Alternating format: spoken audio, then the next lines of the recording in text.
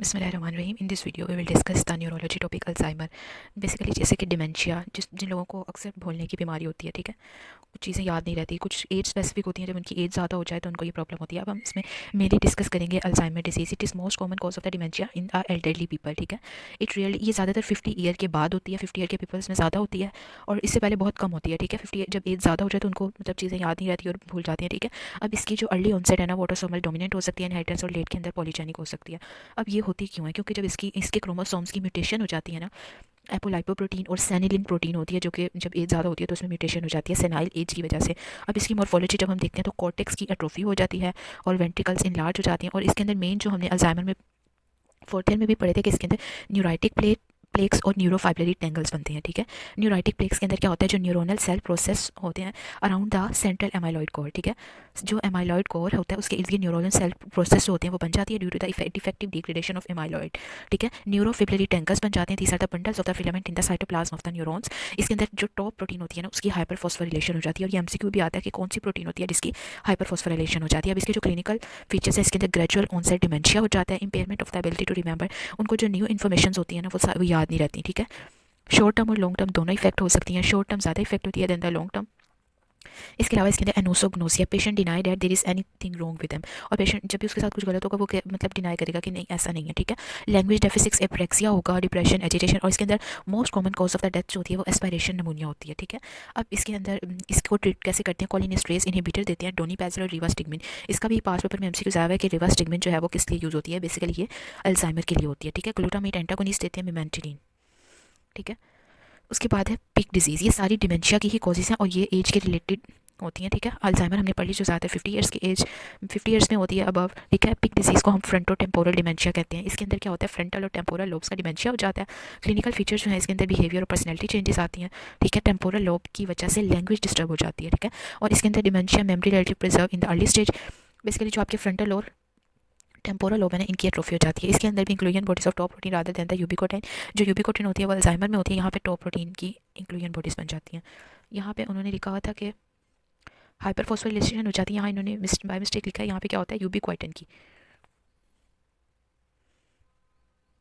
ये नेक्स्ट है, इसके अंदर बिहेवियर और पर्सनैलिटी चेंजेस भी आते हैं और साथ में लैंग्वेज भी डिस्टर्ब होती है, ठीक है। लेवी बॉडी डिमेंशिया जो होता है इसकी भी अननोन इटियोलॉजी होती है, लेकिन इसके अंदर विजुअल हेलोसिनेशन और पार्किंसनिज्म की डिजीज मोटर फीचर्स आएंगे, ठीक है। Periods of being alert, coherent और ओरिएंटेड होगा। ट्रीटमेंट इसका कोई स्पेसिफिक नहीं होता, वही पार्किंसनिज्म जैसा होता है। वेस्कुलर डिमेंशिया जो है ये सेकंड मोस्ट कॉमन कॉज होती है डिमेंशिया की, एसोसिएटेड होती है with the stroke and cerebrovascular disease. ये भी एज की वजह से या तो हाइपरटेंशन और diabetes, stroke, multiple एम्बोला, amyloid angiopathy की वजह से होती है। क्लिनिकल फीचर में डिमेंशिया, फोकल न्यूरोलॉजिकल साइन, इसके अलावा सीटी एमआरआई पे क्या मिलता है, ओल्ड इन्फार्क्ट मिलता है और डीप वाइट ब्रेन चेंजेस मिलती हैं, ठीक है। अब जो ये है नॉर्मल प्रेशर हाइड्रोसेफेलस, इसमें क्या एक तो हमने पढ़ा है कि जब भी इंट्राक्रेनियल का प्रेशर हाई होता है तो हाइड्रोसेफेलस हो जाता है, लेकिन यहाँ पे प्रेशर नॉर्मल ही होता है लेकिन फिर भी हाइड्रोसेफेलस हो जाता है। इसकी पोटेंशियल ट्रीटेबल फॉर्म होती है डिमेंशिया की। इंपेयर सी जब सीएसएफ का आउटफ्लो इंपेयर हो जाता है तो ये हाइड्रोसेफेलस डिमेंशिया हो जाता है। इट इज कैरेक्टराइज बाय, इसमें क्या होगा, जब नॉर्मल प्रेशर होगा लेकिन वेंट्रिकल सिस्टम फिर भी डायलेट कर जाएंगे, intermediate rising the CSF pressure which occur particularly at the night. इसको आपने 3W से याद रखना है, ठीक है। वी से वोबली यानी कि डिमेंशिया, वैकी मतलब एप्रेक्सिया, गेट डिस्टर्ब है, और वेट का मतलब है यूरिन इनकॉन्टिनेंस। आपने तीन याद रखने हैं, वोबली, वैकी और वेट। डिमेंशिया, गेट, एप्रेक्सिया और यूरिन इनकॉन्टिनेंस।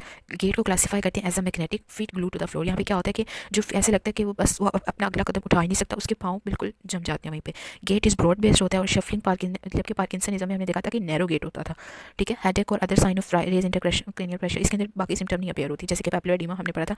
इंटरेस्ट जब भी हाइड्रोसेफेलस का प्रेशर इंक्रीज होगा तो ये होता है, ठीक है। डायग्नोसिस को कैसे करते हैं, लंबर पंक्चर पे और एमआरआई पे। एमआरआई पे क्या होता है, वेंट्रिकुलर इनलार्जमेंट हो जाती है और सल्काई नॉर्मल होते हैं, while in the Alzheimer disease vascular enlargement is associated with the sulci atrophy. अब इसको ट्रीट कैसे करते हैं, लंबर पंक्चर पे करते हैं, सीएसएफ ड्रेनेज लेके देखते हैं और फिर फॉर द सेवरल डेज में इंप्रूव द सिम्टम, क्या उसकी सिम्टम इंप्रूव हुई है या नहीं हुई। आगे ये क्रिट्स फेल्डेड जैकब डिजीज है, ये प्रायोन की डिजीज होती है। इसके अंदर क्या होता है कि इसमें स्पॉन्जियल डिजनरेशन हो जाती है, न्यूरेनल लॉस, एस्ट्रोसाइटिक प्रोलिफरेशन। डिमेंशिया जो कि प्रोग्रेसिव होता है, टेक्सिया, मायोक्रोनिक जर्क। इसको डायग्नोस कैसे करते हैं, इसमें भी एलिवेटेड लेवल्स ऑफ 14-3-3 और टॉप प्रोटीन होती है। अब इसके यूकेस देखते हैं। सच कोई भी यूक्यू नहीं आया हुआ। अब हम इसके अंदर साथ ही इस वीडियो में ट्रेमर्स भी देख लेते हैं। ट्रेमर्स क्या होते हैं, abnormal movements are caused by the disorder in the basal ganglia. जब भी बेसल गैंग्लिया के अंदर कोई भी डिसऑर्डर होगी तो मूवमेंट एबनॉर्मल होंगे, ठीक है। अब कुछ ऐसे ट्रेमर्स होते हैं जो कि रेस्ट पे होते हैं, कुछ मूवमेंट के टाइम पे होते हैं। अब देखेंगे हम रेस्टिंग ट्रेमर। अगर बंदा रेस्ट पे भी है ना, ये पार्किंसन डिजीज की सिम्टम है। इसमें पेशेंट बिल्कुल रेस्ट पे होता है लेकिन उसके हाथ कांपना शुरू हो जाते हैं, ठीक है।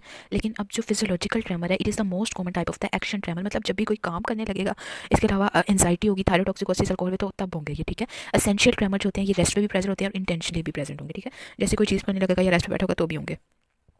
पार्किंसनिज्म में हमने पढ़ा था रेस्टिंग ट्रेमर होते हैं, हाइपोथायराइडिज्म में फिजियोलॉजिकल ट्रेमर होते हैं, और बाकी ये अल्कोहल सप्रेसिस के ये मतलब दोनों होंगे।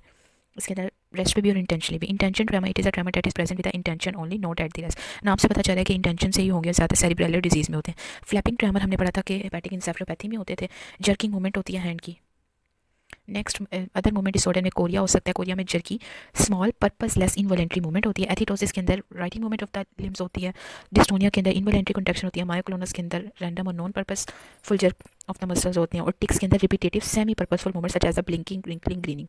कोरिया के अंदर पर्पसलेस मूवमेंट होती है। एथिटोसिस के अंदर रीडिंग होती है। डिस्टोनिया में इनवॉलेंट्री कॉन्ट्रैक्शन होती है। टिक्स के अंदर semi purposeful such as a blinking, winking और ग्राइनिंग।